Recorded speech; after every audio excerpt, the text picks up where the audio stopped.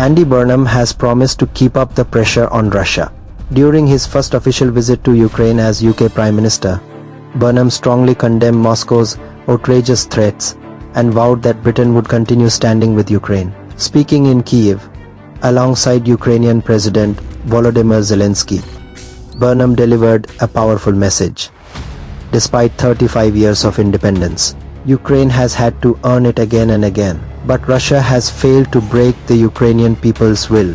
Burnham also hit back at the Kremlin after Vladimir Putin's spokesman, Dmitry Peskov, accused Britain of adding fuel to the fire of Russia's war. Burnham's response was blunt. Who started the fire? That's the question, isn't it? His words underline Britain's continued support for Ukraine, and as the war continues, Burnham says the pressure on Russia will remain. The pressure is rising, and the war shows no sign of slowing down.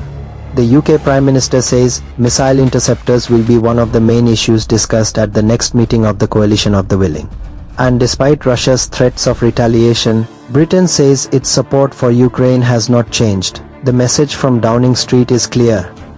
Russia's brutal actions have been condemned for years, and Britain says nothing has changed.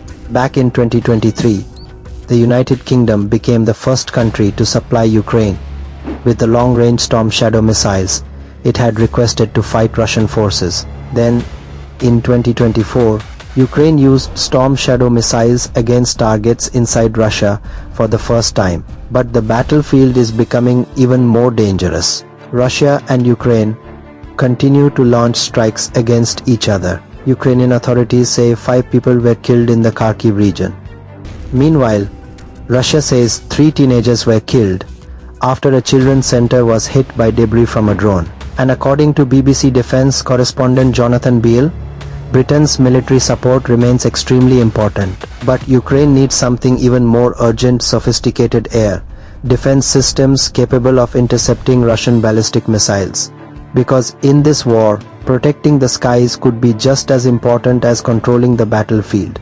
And as Russia continues to threaten retaliation, the question now is, how far will Britain and its allies go to defend Ukraine?